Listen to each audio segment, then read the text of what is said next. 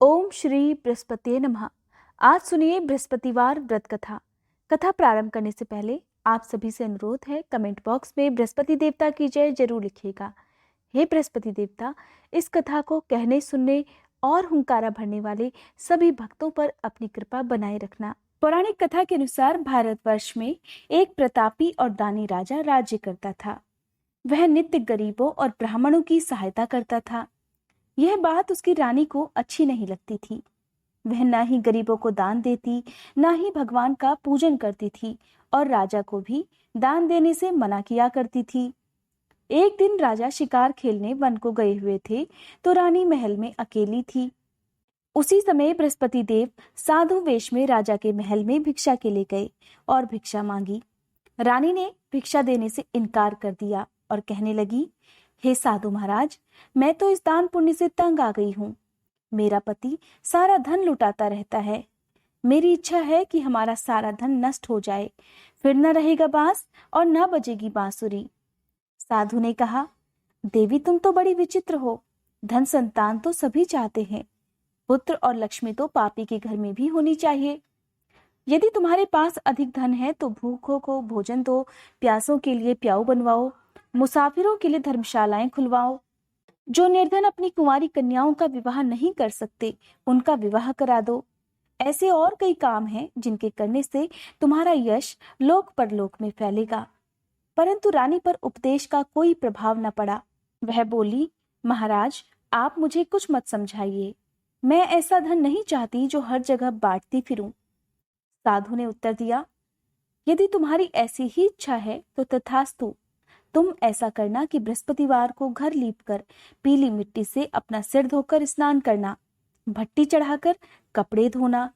ऐसा करने से तुम्हारा सारा धन नष्ट हो जाएगा। इतना कहकर वह साधु महाराज वहां से आलोप हो गए। साधु के कहे अनुसार कई बातों को पूरा करते हुए रानी को केवल 3 बृहस्पतिवार ही बीते थे कि उसकी समस्त धन संपत्ति नष्ट हो गई। भोजन के लिए राजा का परिवार तरसने लगा। तब एक दिन राजा रानी से बोला, हे रानी, तुम यहीं रहो, मैं दूसरे देश को जाता हूँ। क्योंकि यहाँ पर सभी लोग मुझे जानते हैं, इसलिए मैं कोई छोटा कार्य नहीं कर सकता। ऐसा कहकर राजा परदेश चला गया। वहां वह जंगल से लकड़ी काट कर लाता और शहर में बेचता। इस तरह वह अपना जीवन व्यतीत करने लगा। इधर राजा के परदेश जाते ही रानी और दासी दुखी रहने लगी। एक बार जब रानी और दासी को 7 दिन तक बिना भोजन के रहना पड़ा, तब रानी ने अपनी दासी से कहा, हे दासी, पास ही के नगर में मेरी बहन रहती है। वह बड़ी धनवान है। तू उसके पास जा और कुछ ले आ, ताकि थोड़ी बहुत गुजर बसर हो जाए। दासी रानी की बहन के पास गई। उस दिन गुरुवार था और रानी की बहन उस समय बृहस्पतिवार व्रत की कथा सुन रही थी। दासी ने रानी की बहन को अपनी रानी का संदेश दिया, लेकिन रानी की बड़ी बहन ने कोई उत्तर नहीं दिया। जब दासी को रानी की बहन से कोई उत्तर नहीं मिला तो वह बहुत दुखी हुई और उसे क्रोध भी आया। दासी ने वापस आकर रानी को सारी बात बता दी। सुनकर रानी ने अपने भाग्य को खूब कोसा। उधर रानी की बहन ने सोचा कि मेरी बहन की दासी आई थी, परंतु मैं उससे नहीं बोली, इससे वह बहुत दुखी हुई होगी। कथा सुनकर और पूजन समाप्त कर वह अपनी बहन के घर आई और कहने लगी, हे बहन, मैं बृहस्पतिवार का व्रत कर रही थी। तुम्हारी दासी मेरे घर आई थी, परंतु जब तक कथा होती है तब तक ना तो उठते हैं और ना ही बोलते हैं, इसलिए मैं नहीं बोली। कहो, दासी क्यों गई थी? रानी बोली, बहन, तुमसे क्या छुपाऊं, हमारे घर में खाने तक को अनाज नहीं था। ऐसा कहते कहते रानी की आंखें भर आई। उसने दासी समेत पिछले 7 दिनों से भूखे रहने की बात अपनी बहन को विस्तार पूर्वक सुना दी। रानी की बड़ी बहन बोली, देखो बहन, भगवान बृहस्पति देव सबकी मनोकामनाओं को पूर्ण करते हैं। देखो, शायद तुम्हारे घर में अनाज रखा हो। पहले तो रानी को विश्वास नहीं हुआ, पर बहन के आग्रह करने पर उसने अपनी दासी को अंदर भेजा तो उसे सचमुच अनाज से भरा एक घड़ा मिल गया। यह देखकर दासी को बड़ी हैरानी हुई। दासी रानी से कहने लगी, हे रानी, जब हमको भोजन नहीं मिलता तो हम व्रत ही तो करते हैं, इसलिए क्यों ना इनसे व्रत और कथा की विधि पूछ ली जाए, ताकि हम भी व्रत कर सकें। तब रानी ने अपनी बहन से बृहस्पतिवार व्रत के बारे में पूछा। उसकी बहन ने बताया, बृहस्पतिवार के व्रत में चने की दाल और मुनक्का से विष्णु भगवान का केले की जड़ में पूजन करें और दीपक जलाएं, व्रत कथा सुने और पीला भोजन ही करें। इससे बृहस्पति देव प्रसन्न होते हैं। व्रत और पूजन विधि बताकर रानी की बहन अपने घर को लौट गई। 7 दिन बाद जब गुरुवार आया तो रानी और दासी ने व्रत रखा। घुड़साल में जाकर चना और गुड़ लेकर आई, फिर उससे केले की जड़ और विष्णु भगवान का पूजन किया। अब पीला भोजन कहाँ से आए? इस बात को लेकर दोनों बहुत दुखी थे। क्योंकि उन्होंने व्रत रखा था, इसलिए बृहस्पति देव उनसे प्रसन्न थे। इसलिए वे एक साधारण व्यक्ति का रूप धारण कर 2 थालों में सुंदर पीला भोजन लेकर आए। भोजन को दासी को देकर चले गए। भोजन पाकर दासी प्रसन्न हुई और फिर रानी के साथ मिलकर भोजन ग्रहण किया। उसके बाद वे सभी गुरुवार को व्रत और पूजन करने लगीं। बृहस्पति भगवान की कृपा से उनके पास फिर से धन संपत्ति आ गई, परंतु रानी पहले की तरह फिर से आलस्य करने लगी। तब दासी कहने लगी, देखो रानी, तुम पहले भी इस प्रकार आलस करती थी। तुम्हें धन रखने में कष्ट होता था, इसी कारण सभी धन नष्ट हो गया। और अब जब भगवान बृहस्पति की कृपा से धन मिला है तो तुम्हें फिर से आलस्य होता है। रानी को समझाते हुए दासी कहती है कि बड़ी मुसीबतों के बाद हमने यह धन पाया है, इसलिए हमें दान पुण्य करना चाहिए, भूखे मनुष्यों को भोजन कराना चाहिए और धन को शुभ कार्यों में खर्च करना चाहिए, जिससे तुम्हारे कुल का यश बढ़ेगा, स्वर्ग की प्राप्ति होगी और पितृ प्रसन्न होंगे। दासी की बात मानकर रानी अपना धन शुभ कार्यों में खर्च करने लगी, जिससे पूरे नगर में उसका यश फैलने लगा। बृहस्पतिवार व्रत कथा के बाद श्रद्धा के साथ आरती की जानी चाहिए। इसके बाद प्रसाद बांटकर उसे ग्रहण करना चाहिए। एक दिन दुखी होकर जंगल में एक पेड़ के नीचे राजा आसन जमाकर बैठ गया। वह अपनी दशा को याद करके व्याकुल होने लगा। उस दिन बृहस्पतिवार का दिन था। एकाएक उसने देखा कि निर्जन वन में एक साधु देवता प्रकट हुए। वह साधु वेश में स्वयं बृहस्पति देवता थे। लकड़हारे के सामने आकर बोले, हे लकड़हारे, इस सुनसान जंगल में तू चिंतामग्न क्यों बैठा है? लकड़हारे ने दोनों हाथ जोड़कर प्रणाम किया और उत्तर दिया, महात्मा जी, आप सब कुछ जानते हैं, मैं क्या कहूँ। यह कहकर वह रोने लगा और साधु को अपनी आत्मकथा सुनाई। महात्मा जी ने कहा, तुम्हारी स्त्री ने बृहस्पति के दिन बृहस्पति भगवान का निरादर किया था, जिसके कारण रुष्ट होकर उन्होंने तुम्हारी यह दशा कर दी। अब तुम चिंता को दूर करके मेरे कहने पर चलो तो तुम्हारे सब कष्ट दूर हो जाएंगे और भगवान पहले से भी अधिक संपत्ति देंगे। तुम बृहस्पति के दिन कथा किया करो। 2 पैसे के चने मुनक्का लाकर उसका प्रसाद बनाओ और शुद्ध जल से लोटे में शक्कर मिलाकर अमृत तैयार करो। कथा के पश्चात अपने सारे परिवार और सुनने वाले प्रेमियों में अमृत और प्रसाद बांटकर आप भी ग्रहण करो। ऐसा करने से भगवान तुम्हारी सब मनोकामनाएं पूरी करेंगे। साधु के ऐसे वचन सुनकर लकड़हारा बोला, हे प्रभु, मुझे लकड़ी बेचकर इतना पैसा नहीं मिलता जिससे भोजन के उपरांत मैं कुछ बचा सकूं। मैंने रात में अपनी स्त्री को व्याकुल देखा है। मेरे पास कुछ भी नहीं जिससे मैं उसकी खबर मंगा सकूं। साधु ने कहा, हे लकड़हारे, तुम किसी बात की चिंता मत करो। बृहस्पति के दिन तुम रोजाना की तरह लकड़ियां लेकर शहर को जाओ। तुमको रोज से 2 गुना धन प्राप्त होगा, जिससे तुम भली भांति भोजन कर लोगे और बृहस्पति देव की पूजा का सामान भी आ जाएगा। इतना कहकर साधु अंतर्ध्यान हो गए। धीरे धीरे समय व्यतीत होने पर फिर वही बृहस्पतिवार का दिन आया।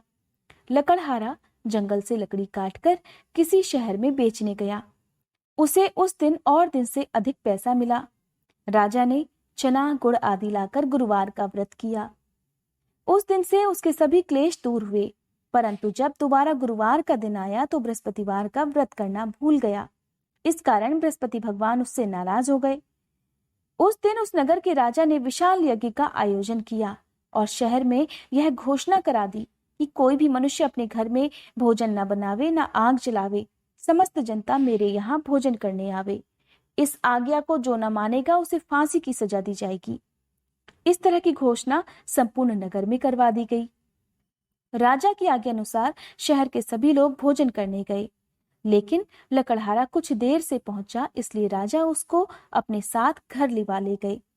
और ले जाकर भोजन करा रहे थे, तभी रानी की दृष्टि उस खूंटी पर पड़ी जिस पर उसका हार लटका हुआ था।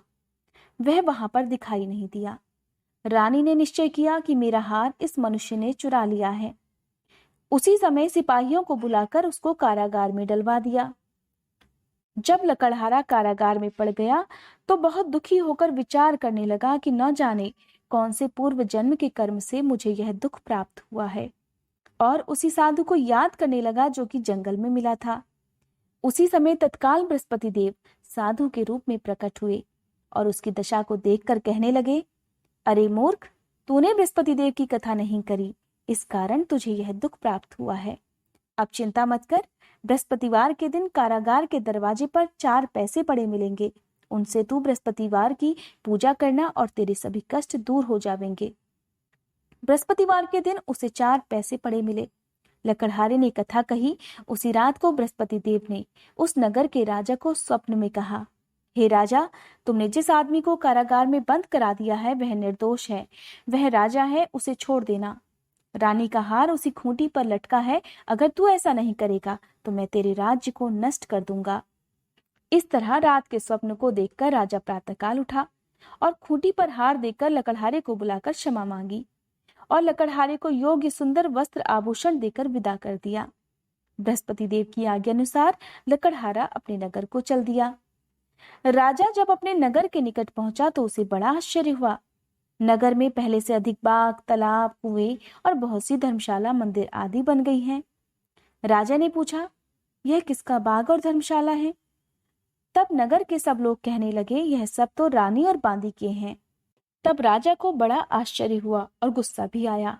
जब रानी ने यह खबर सुनी कि राजा आ रहे हैं, तब उसने बांदी से कहा, हे दासी, देख, राजा हमको कितनी बुरी हालत में छोड़ गए थे।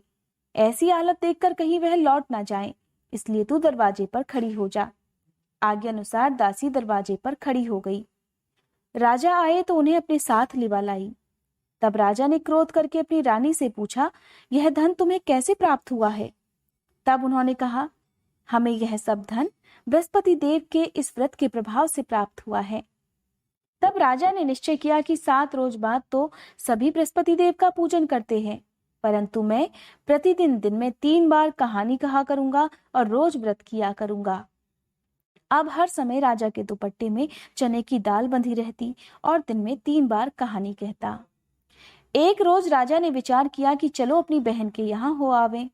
इस तरह निश्चय कर राजा घोड़े पर सवार होकर अपनी बहन के यहाँ को चलने लगा। मार्ग में उसने देखा कुछ आदमी एक मुर्दे को लिए जा रहे हैं। उन्हें रोककर राजा कहने लगा, अरे भाइयों, मेरी बृहस्पति देव की कथा सुन लो। वे बोले, लो, हमारा तो आदमी मर गया है, इसको अपनी कथा की पड़ी है। परंतु कुछ आदमी बोले, अच्छा कहो, हम तुम्हारी कथा भी सुनेंगे। तब राजा ने दाल निकाली और जब कथा आधी हुई थी कि मुर्दा हिलने लग गया। जब कथा समाप्त हो गई तो राम राम करके मनुष्य उठ खड़ा हुआ। आगे मार्ग में उसे एक किसान खेत में हल चलाता मिला। राजा ने उसे देखा और उससे बोला, अरे भैया, तुम मेरी बृहस्पतिवार की कथा सुन लो। किसान बोला, जब तक मैं तेरी कथा सुनूंगा तब तक 4 हरैया जोत लूंगा। जा, अपनी कथा किसी और को सुनाना। इस तरह राजा आगे चलने लगा। राजा के हटते ही बैल पछाड़ खाकर गिर गए। किसान के पेट में बड़ी जोर का दर्द होने लगा। उसी समय उसकी माँ रोटी लेकर आई। उसने जब यह देखा तो अपने पुत्र से सब हाल पूछा और बेटे ने सभी हाल कह दिया। तो बुढ़िया दौड़ी दौड़ी उस घुड़सवार के पास गई और उससे बोली कि मैं तेरी कथा सुनूंगी, तू अपनी कथा मेरे खेत पर चलकर ही कहना। राजा ने बुढ़िया के खेत पर जाकर कथा कही, जिसके सुनते ही वह बैल उठ खड़े हुए और किसान के पेट का दर्द भी बंद हो गया। राजा अपनी बहन के घर पहुंचा। बहन ने भाई की खूब मेहमानी की। दूसरे रोज प्रातःकाल राजा जगा तो वह देखने लगा कि सभी लोग भोजन कर रहे हैं। राजा ने अपनी बहन से कहा, ऐसा कोई मनुष्य है जिसने भोजन ना किया हो? मेरी बृहस्पतिवार की कथा सुन ले। बहन बोली, हे भैया, यह देश ऐसा ही है। पहले यहाँ लोग भोजन करते हैं और बाद में अन्य काम करते हैं। अगर कोई पड़ोस में हो तो दिखाऊं। वह ऐसा कहकर देखने चली गई, परंतु उसे कोई ऐसा व्यक्ति नहीं मिला जिसने भोजन ना किया हो। अतः वह एक कुम्हार के घर गई जिसका लड़का बीमार था। उसे मालूम हुआ कि उनके यहाँ 3 रोज से किसी ने भोजन नहीं किया है।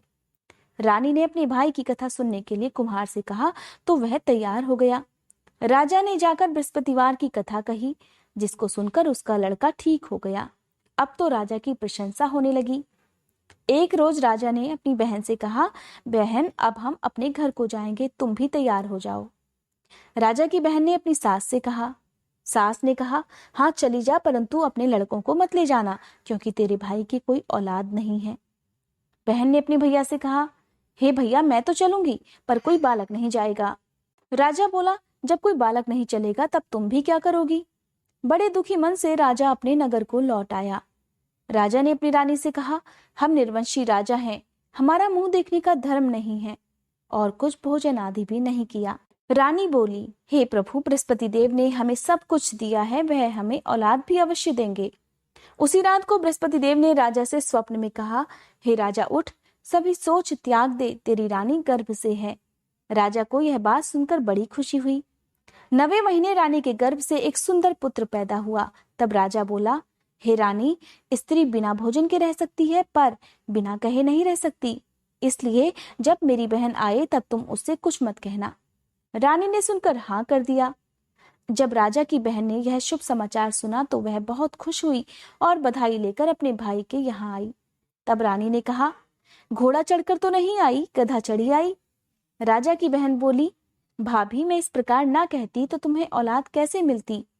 बृहस्पति देव ऐसे ही हैं, जैसी जिसके मन में कामनाएं हैं सभी को पूर्ण करते हैं, और जो सद्भावना पूर्वक बृहस्पतिवार का व्रत करता है और कथा पढ़ता है अथवा दूसरों को सुनाता है या सुनता है, बृहस्पति देव उनकी सभी मनोकामनाएं पूर्ण करते हैं।